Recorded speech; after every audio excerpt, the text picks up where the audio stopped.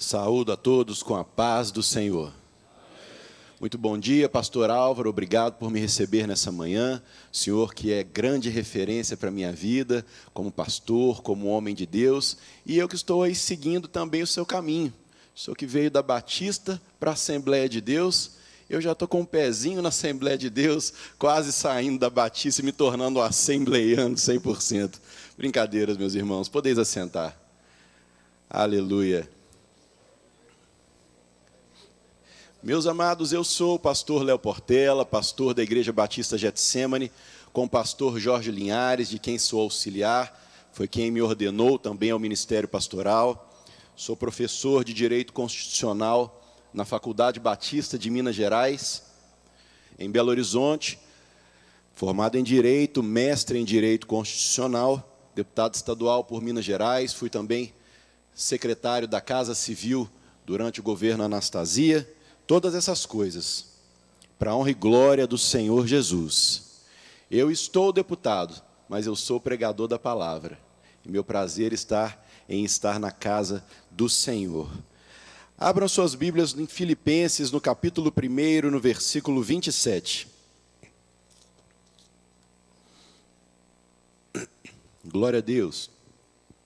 Nós vemos na apostila que o autor começa falando a respeito do tempo em que vivemos. Nós falaremos também nessa linha, a respeito do tempo em que vivemos e as leis que estão sendo feitas para que nós nos conformemos com o tempo em que vivemos. Filipenses, no capítulo 1, versículo 27. Vivei, acima de tudo, de maneira digna do Evangelho de Cristo, para que, ou indo até aí para vê-los, ou estando ausente, eu ouça a respeito de vocês que estão firmes em um só espírito, como uma só alma, lutando juntos pela fé do Evangelho. Feche seus olhos, curva a sua fronte. Senhor, nosso Deus e nosso Pai, eis a Tua palavra, Senhor, a Tua palavra é a verdade. Fala conosco nessa manhã, toca os nossos corações, ensina-nos, ó Deus, em nome de Jesus. Vivei, do original, no grego koiné, quer dizer, exercei a vossa cidadania, ou portai-vos como cidadãos, acima de tudo, de maneira digna do Evangelho de Cristo. Portai-vos como cidadãos, a palavra de Deus está nos dizendo que nós devemos exercer a nossa cidadania de maneira digna do Evangelho de Cristo. Na Grécia Antiga, era cidadão aquele que, no pleno gozo dos seus direitos civis, se dirigia até a eclésia, e hoje nós estamos reunidos em eclésia. Eclésia é assembleia. Nós estamos reunidos duas vezes em eclésia, reunidos em uma assembleia, na Assembleia de Deus. Então, cidadão era aquele que se reunia em eclésia, junto com os demais cidadãos, e ali ele exercia o seu direito de cidadania, na articulação e na elaboração das leis da polis, a cidade.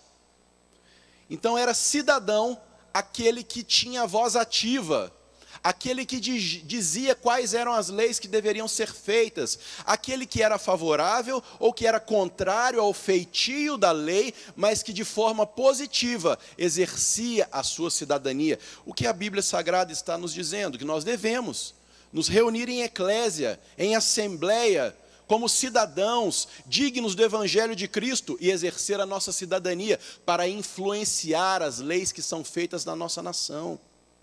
Na apostila nós vemos o início, onde o autor fala a respeito do tempo em que vivemos.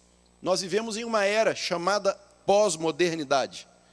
Essa era, identificada pelo filósofo e sociólogo polonês Zygmunt Bauman, se caracteriza pela chamada liquidez. O que é a liquidez? Liquidez é o fenômeno que relativiza, que flexibiliza tudo que antes para a sociedade era sólido. Valores, relacionamentos, doutrina, posicionamentos, flexibiliza até o amor das pessoas. Em Timóteo nós vemos, nos últimos tempos, surgirão homens arrogantes, jactanciosos, mais amantes dos prazeres do que amantes de Deus. O fenômeno da flexibilização, da relativização, da liquefação dos valores vem de encontro a esse versículo de Timóteo. Nos últimos tempos, os tempos em que vivemos, os tempos pós-modernos, nós temos homens que amam mais o seu ego, mais os seus prazeres, do que os valores, do que as leis de Deus, do que a ética, do que a moral. Hoje nós vivemos em uma sociedade que o ser humano é tido como um recipiente, e esse recipiente, ele recebe tudo aquilo que é colocado dentro dele de maneira líquida, para que tudo se adeque, se amolde, se conforme a sua vida. A doutrina só é recebida se ela se conformar à vida da pessoa. O ensinamento, a lei só é recebida se ela se conformar à vida da pessoa, se ela agradar a pessoa. E não mais o homem constrói a sua vida com base na palavra, mas ele quer que a palavra se liquefaça para que caiba dentro do recipiente da sua vida. E isso é impossível. Essa é a relativização da palavra de Deus que o mundo quer nos impor. É a flexibilização da palavra de Deus que o mundo quer nos impor. Nós, como cidadãos, duplamente cidadãos, cidadãos brasileiros e cidadãos do reino de Deus, nós não podemos aceitar calados. Porque se a igreja se cala diante dessa realidade, a igreja também se conforma, e se conformar é tomar a forma de algo. A igreja toma a forma deste século. A igreja se torna pós-moderna. É a igreja que tem trazido alguns pastores chamados de pastores politicamente corretos. Eu tenho uma mensagem que eu digo: não existe pastor politicamente correto. O pastor que se tornou politicamente correto para que a moda do mundo caiba no recipiente da sua vida, deixou de construir a sua vida com base na palavra, ele se tornou politicamente correto e se tornou biblicamente incorreto. Nós vivemos o tempo dos fins, o tempo da flexibilização, o tempo da relativização da palavra de Deus, o tempo onde leis são feitas para destruir o nosso estilo de vida. Porque o mundo, isso é bíblico, nos odeia. O mundo não se conforma com o estilo de vida judaico-cristão que nós levamos. E o estilo de vida judaico-cristão, ele é construído com base em valores da palavra de Deus e tem como cerne da sociedade a família. A família formada de maneira inequívoca da união de homem e mulher. A família monogâmica. Essa é a base de todo mundo judaico-cristão. Existem movimentos organizados no mundo, movimentos que querem destruir esse estilo de vida. Por quê? São movimentos que caminham no sentido de trazer para o seu dia a dia ensinamentos da cartilha marxista. Nós precisamos conhecer o Manifesto Comunista. Porque quem quer relativizar a palavra de Deus, conhece a palavra de Deus. E nós temos que conhecer também aquilo que eles usam nas suas vidas como palavra. O Manifesto Comunista, ele diz que as famílias têm que ser abolidas. Vocês têm acesso a isso no Google. Basta procurar Manifesto Comunista, está lá, em português. As famílias devem ser abolidas. E por que as famílias devem ser abolidas? Porque eles odeiam o estilo de vida judaico-cristão. E o estilo de vida judaico-cristão é formado com base na família. Por que eles odeiam a família? Para os comunistas, marxistas, e ontem nós vimos o pastor Paulo Leocádio falando que a Bíblia, em momento nenhum, ela se remete à esquerda de maneira positiva. Sempre a esquerda é algo que, né, não está indo bem. Eu sou italiano, a minha família toda é italiana, tenho cidadania italiana, e em italiano, esquerda quer dizer sinistra. Você fala direita é destra, esquerda é sinistra. Então aquilo que é sinistro é esquerdo. Então você vê, a esquerda, com esses ensinamentos marxistas, diz que o grande mal da humanidade é a propriedade privada. Por isso vocês veem movimentos do sem terra, que invadem as propriedades privadas. Por isso que vocês veem movimento do sem casa, que invadem as propriedades privadas. Eles odeiam a propriedade privada, e eles identificam o nascimento da propriedade privada no nascimento da família monogâmica. Eles têm uma visão não criacionista, como nós temos, mas evolucionista. Para eles, a humanidade vivia no início, após evoluir dos primatas, em tribos. Vivia em tribos, e nessas tribos, tudo era de todo mundo, todas as pessoas se relacionavam entre si. Os filhos gerados daqueles relacionamentos eram filhos das tribos. Os alimentos eram das tribos, as casas eram das tribos. Até que naquele tempo, haviam os homens alfa e as mulheres favoritas. E esses tinham mais acesso à procriação, ao alimento, à proteção. E ao redor deles gravitavam os homens e mulheres inferiores. Para que esses homens e mulheres inferiores tivessem subsistência, eles se uniram em duplas, formando ali a união monogâmica. E quando nasce para eles a união monogâmica, nasce também a propriedade privada, porque os filhos passam a ser filhos do casal. A propriedade passa a ser do casal, o alimento passa a ser do casal, a caça passa a ser do casal. Então, a agenda globalista, marxista, comunista, que quer flexibilizar os valores do mundo, que quer flexibilizar os valores da palavra de Deus, diz que a propriedade privada nasceu junto com a família. E como eles acham que a propriedade privada é o grande mal da humanidade, eles querem destruir a família para atacar a propriedade privada. E isso acontece todos os dias. Isso acontece todos os dias debaixo das nossas barbas, do nosso nariz.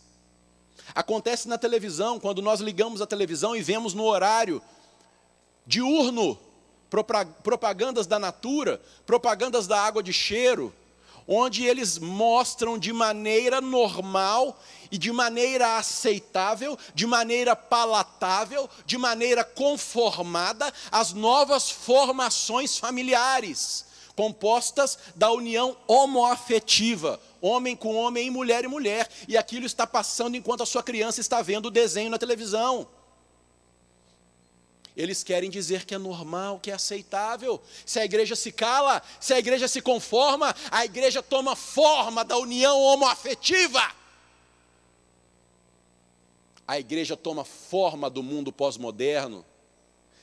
E aí eles começam a fazer outras estratégias, não apenas na mídia, não apenas na cultura. Nós vimos ano passado uma novela em que a principal personagem era uma atriz adolescente. A grande heroína da novela era uma atriz adolescente transexual. Na novela das 8, quantas crianças foram impactadas por aquela heroína? Quantas crianças quiseram se tornar aquilo que a heroína se tornou? Porque o herói influencia. Quantas crianças entraram em dúvida depois de aquilo? Será que eu sou homem ou eu sou mulher? Será que eu sou isso mesmo? Quantas famílias foram destruídas por aquela novela? Passou no horário nobre. É uma reengenharia social nova que querem empurrar goela abaixo da igreja. Você não pode se conformar. Você que é cidadão e exerce a sua cidadania de maneira digna de Cristo, você que se reúne na eclésia para decidir os destinos da cidade, das leis, da comunidade, das famílias, você não pode se calar. está batendo às nossas portas. E não apenas na mídia, não apenas na cultura, na moda. Se você vai na Riachuelo, se você vai nas lojas Renner, se você vai na C&A, você começa a observar que as seções de roupa estão se misturando. Você começa a identificar que as peças de roupas de homens e de mulheres estão muito parecidas. É a roupa que pode ser usada pelo homem transgênero, pela mulher transgênero. Isso está batendo às nossas portas. Tem irmão que está comprando nessas lojas, sem saber que está contribuindo com um plano de flexibilização da própria palavra de Deus. Nós não podemos nos calar. Nós temos que exercer de maneira positiva a nossa cidadania, para que as leis que estão sendo feitas não entrem na nossa casa, destruindo a base da nossa família. Eu estou falando de cultura, eu estou falando de mídia, eu estou falando de moda e agora de leis. Abra sua Bíblia no Salmo 94, no versículo 20.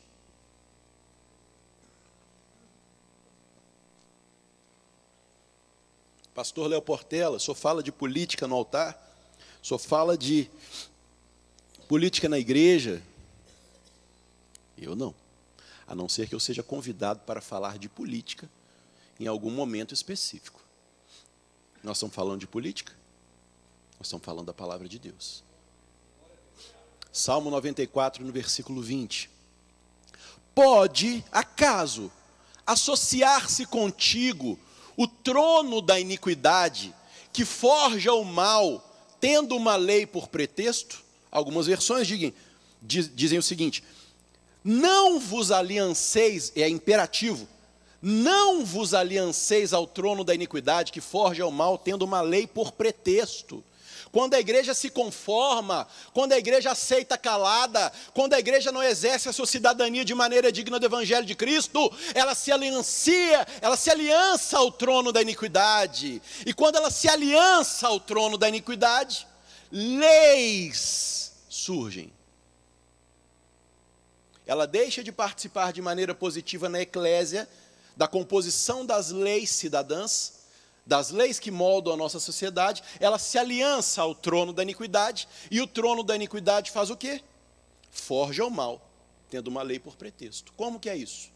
Eu vou dar o exemplo claro, a ideologia de gênero. Todos já escutaram falar da ideologia de gênero. Mas o que é a ideologia de gênero?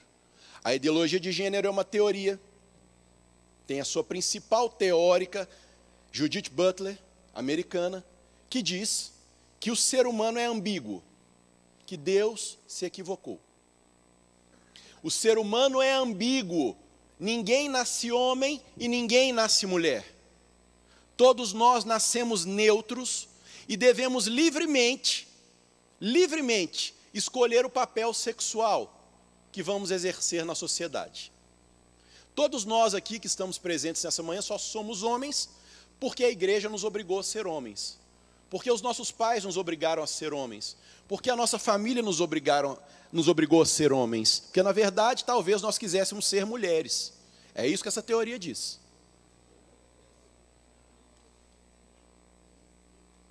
É isso que essa teoria diz. É tão absurdo que vocês acham até graça. Mas é o que está acontecendo no mundo. As leis estão sendo feitas todas com base nessa teoria de inclusão social, que relativiza valores. Essa teoria diz que o nosso Deus é Deus de confusão. Diz que o nosso Deus não criou homem nem criou mulher. Macho e fêmea ele não criou. É isso que essa teoria diz. Diz que Deus se equivocou. Essa teoria, ela embasa leis. E o que eu falei agora no Salmo 94? Não vos alianceis ao trono da iniquidade, que forja o mal, tendo uma lei por pretexto. Na justificativa da lei que traz a ideologia de gênero, está escrito lá: essa lei vem para dar dignidade à pessoa humana. Essa lei vem para combater a homofobia, combater a violência. Essa lei vem para garantir que não haja evasão escolar. No papel é tudo muito bonito, sim ou não? No papel não é tudo muito digno? Não é louvável? Não merece aplausos? No papel é tudo lindo. Mas o que o trono da iniquidade faz? Forja o mal. O papel do trono da iniquidade é somente um: forjar o mal. E ele forja o mal como? Usando a lei por pretexto. Olha a justificativa, que coisa linda. Aceitável, louvável, mas na verdade está fazendo o quê? Forjando o mal. Porque impõe a ideologia de gênero nas escolas, nas famílias, nas crianças de 3 anos. Uma criança de 3 anos não pode dirigir. Uma criança de 3 anos não pode se casar. Uma criança de 3 anos não pode firmar negócio imobiliário. Mas eles querem dizer que uma criança de 3 anos tem a sua emancipação sexual para dizer se é homem ou se é mulher. Essa é a pós-modernidade. Tempo de homens arrogantes, jactanciosos, mais amantes dos prazeres, mais amantes da carne, mais amantes da lascívia do que amantes de Deus. Quando eles fazem isso com as crianças, o que eles estão fazendo? Eles estão abrindo as portas para a criança seja iniciada sexualmente. Nós vivemos no país chamado Brasil, que é o 2º país mais pedófilo do mundo. Do mundo. Esse é o nosso país. E quando uma criança é iniciada de maneira precoce sexualmente, o que eles estão fazendo? Abrindo as portas para a pedofilia entrar nas nossas casas. Isso tudo com o apoio da mídia, da moda, dos artistas, da cultura, das leis, dos políticos, dos governantes, que mandam e desmandam quando a igreja se cala. O trono da iniquidade vai deixar de reinar no Brasil. O trono da iniquidade não trará os seus tentáculos para a nossa nação. Há 4 anos, homens e mulheres acreditaram em mim, homens e mulheres de Deus. Mais de 95% das pessoas que votaram em mim são pessoas evangélicas, de todas as denominações, das diversas denominações. E o Senhor colocou os inimigos na minha mão. Eu tive a chance de, como deputado, ser um dos relatores do Plano Estadual de Educação. E porque você exerceu a sua cidadania de maneira digna do Evangelho de Cristo, porque você foi à eclésia, porque você manifestou a sua voz, porque você votou, porque você colocou um representante no seu lugar, eu tive a oportunidade de retirar 100% da ideologia de gênero do Plano Estadual de Educação com a minha assinatura, e a ideologia de gênero não estará mais nas escolas mineiras para os próximos 10 anos, e você pode glorificar ao Senhor, porque a Ele toda a honra, a Ele toda a glória, a Ele todo o louvor. Não mais em Minas Gerais terá ideologia de gênero. Mas por quê? Porque igrejas de Minas não fizeram aliança com o trono da iniquidade. Porque pastores de Minas escolheram ser biblicamente corretos, ao invés de politicamente corretos. E as leis são feitas para destruir ou construir. A escolha é sempre nossa. Nós temos que ter a consciência de jamais nos aliançar ao trono da iniquidade, seja por omissão ou por ação. Terminando esse breve devocional, eu me remeto a Deuteronômio, capítulo 17, no versículo 15, na parte B do versículo, onde nós lemos: dentre teus irmãos porás rei sobre ti, não poderás pôr sobre ti quem não for dos seus irmãos. O reino de Deus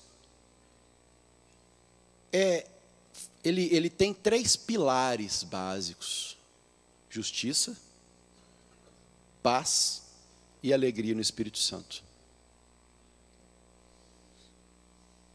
3 pilares básicos. Sem esses pilares, não há que se falar em reino de Deus. Sem um desses pilares, não há que se falar em reino de Deus. São 3 pilares: justiça, paz e alegria no Espírito Santo. Justiça existe quando há justiça social, quando há dignidade, quando há família protegida, quando há infância protegida, quando há casamento protegido. Aí tem justiça, aí tem igualdade, Aí tem fraternidade. Justiça existe quando existem governantes justos, que trazem trabalho, emprego, dignidade de vida. Paz existe quando a família é assegurada, quando os jovens são assegurados, quando os governantes garantem segurança para a nossa sociedade. Senão não há que se falar em justiça e em paz, se não há justiça e paz no meio do povo. Não há que se falar em justiça e paz se há desigualdade social. Não há que se falar em justiça e paz se há desemprego, se há falta de segurança, se há falta de educação e de saúde. Não há que se falar em justiça e paz. Para tal, a igreja não pode se aliançar ao trono da iniquidade. A igreja não pode se calar. A igreja tem que exercer a sua cidadania de maneira digna do Evangelho de Cristo, para que haja justiça e paz no meio do nosso povo.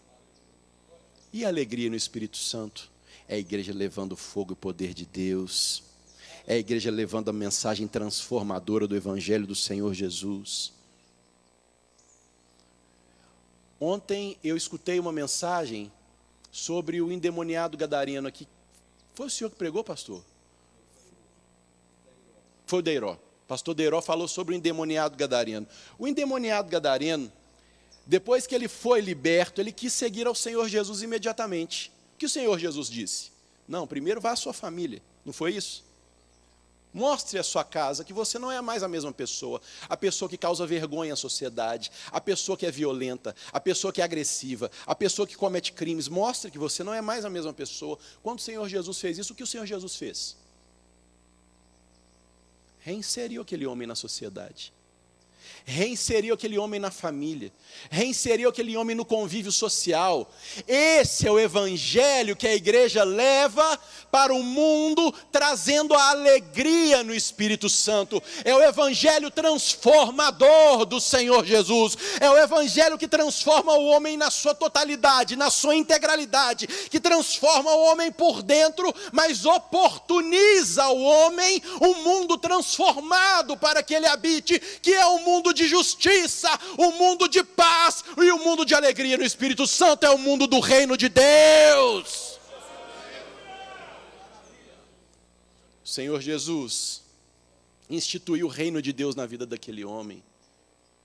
E esse é o papel da igreja: instituir reino de Deus, justiça, paz e alegria no Espírito Santo. Isso vai acontecer se a igreja se posicionar de maneira cidadã, fazendo valer os seus direitos. Se a igreja não se aliançar ao trono da iniquidade. Se a igreja tiver o zelo, a diligência, o cuidado de escolher entre aqueles que professam a mesma fé, os mesmos valores, a mesma visão de mundo. Porque o mundo nos odeia e quer nos destruir. Se nós nos aliançamos com o mundo, leis serão feitas para nos destruir, para destruir o nosso estilo de vida. E aí, reino de Deus não virá sobre o Brasil. Que o reino de Deus venha sobre Triângulo Mineiro e cada casa representada nessa manhã. Que o reino de Deus venha sobre a nossa querida Minas Gerais. Que o reino de Deus venha sobre o Brasil e os nossos governantes. Decandecebi alabarache. Oh, decandesubi alabá. Eu creio num Brasil transformado. Eu creio num Brasil liberto pelo sangue e pelo poder de Deus, pelo sangue de Jesus. Eu creio no Senhor Jesus entronizado em nossa nação. Que 2018 seja o ano e que a igreja, de maneira positiva, exercerá a sua cidadania, não se aliançará ao trono da iniquidade e fará como o Senhor Jesus, instituirá reino de Deus na vida dos homens e das mulheres do nosso Brasil. Justiça, paz e alegria para o Brasil. Deus abençoe a todos.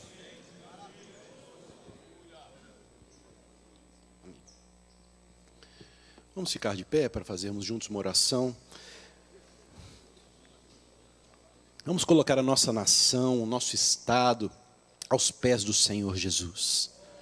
as famílias representadas, as casas representadas, as vidas representadas. Vamos colocar a nossa nação aos pés do Senhor Jesus. Senhor, nosso Deus e nosso Pai, nós oramos a Ti nessa manhã na autoridade do nome santo de Jesus.